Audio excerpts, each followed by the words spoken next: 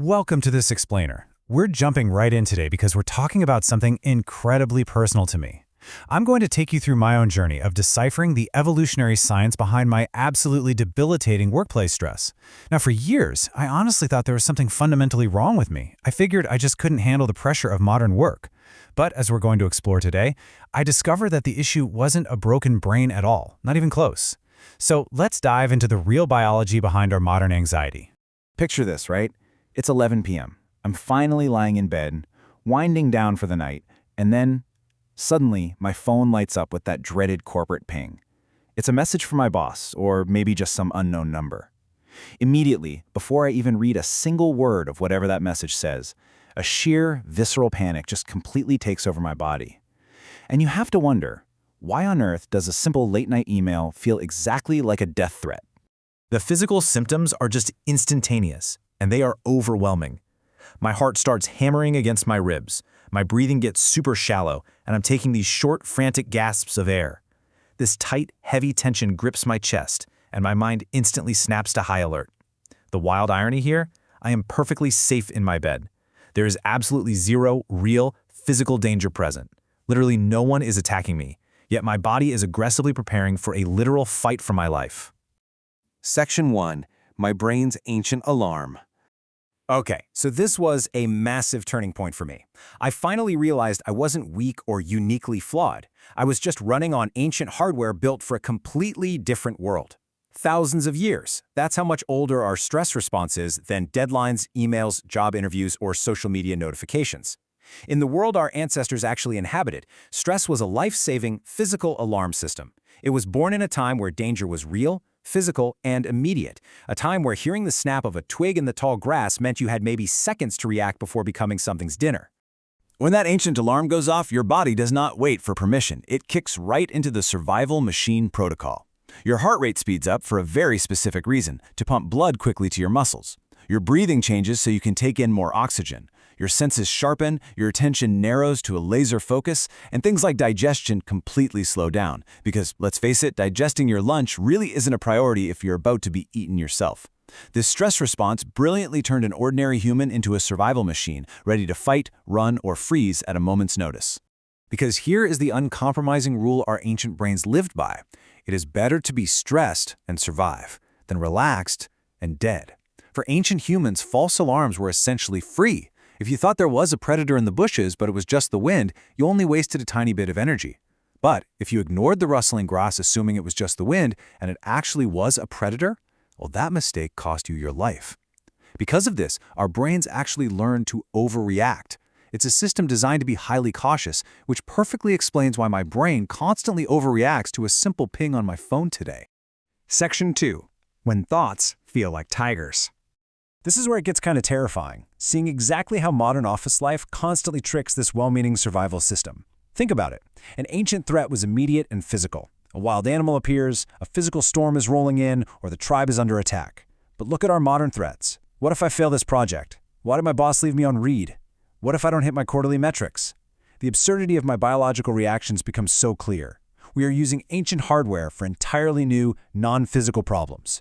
And man, this is exactly where I was getting stuck, every single day. My mind would just think a simple, modern thought, like, what if I fail this presentation? But my body absolutely does not know the difference between emotional pressure and a physical predator. So my body reacts with, we are in danger.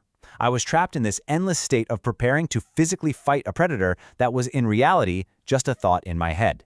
My muscles were tense, but there was nothing to punch. I was ready to sprint away, but I was just sitting in a swiveling office chair. Section 3. The chronic workplace trap. So this constant mismatch, it's just exhausting. For the longest time, I'd hit this massive wall of burnout at work until I learned about social stress. It turns out, social stress isn't just you being overly sensitive. To the ancient brain, it is a literal survival mechanism, where belonging to the group equals life and rejection equals death.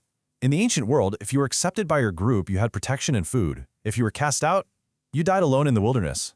This completely validated my intense paralyzing fear of a bad performance review. My ancient brain was literally linking social rejection at the office to dying in the wild.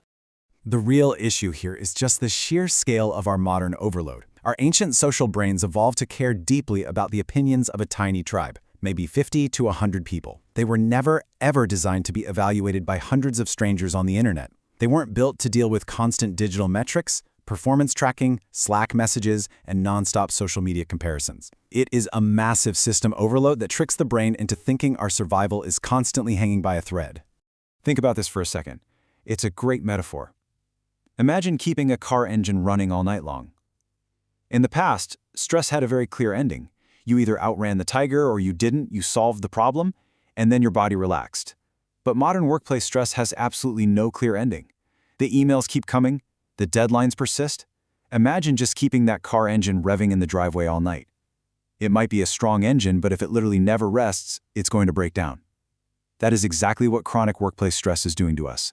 It's a brilliant, short-term survival tool that we've turned into this constant, wearing background noise that just exhausts us to our core. Section 4. Retraining my nervous system.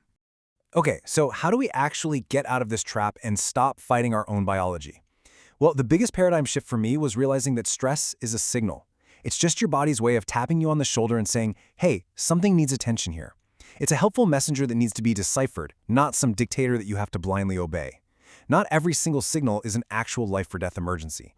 To actually put this into practice, I use what researchers call the retraining protocol. This is the exact science-backed procedure I use whenever a panic-inducing work email arrives. Step 1, I pause and ask, is this danger real, physical, and happening right now? Almost always, the answer is no. It's a future threat my brain is just inventing. Step 2, take one small, concrete action. Draft a reply, or just make a quick plan. Turning stress into action gives all that nervous energy somewhere to actually go. And step 3, breathe, and actively provide physical evidence of safety to your nervous system. And the absolute crucial focus here is the physical side of things. You literally cannot just think your way out of a panic attack. Your brain is already imagining a catastrophe, so you have to provide tangible, physical evidence to your nervous system that you are safe in the present moment.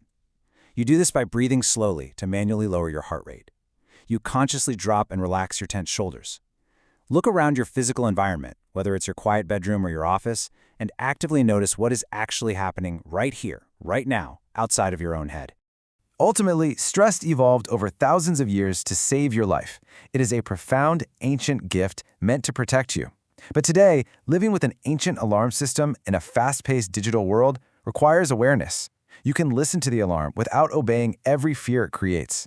Because once you truly understand your stress and recognize it for the protective mechanism it actually is, it no longer has to control your workday ever again. So I'll leave you with this. The next time your phone pings at 11 p.m., ask yourself, are you actually facing a tiger, or is your ancient alarm just ringing in a modern world? Thanks for joining me on this explainer. Now go take back your workday.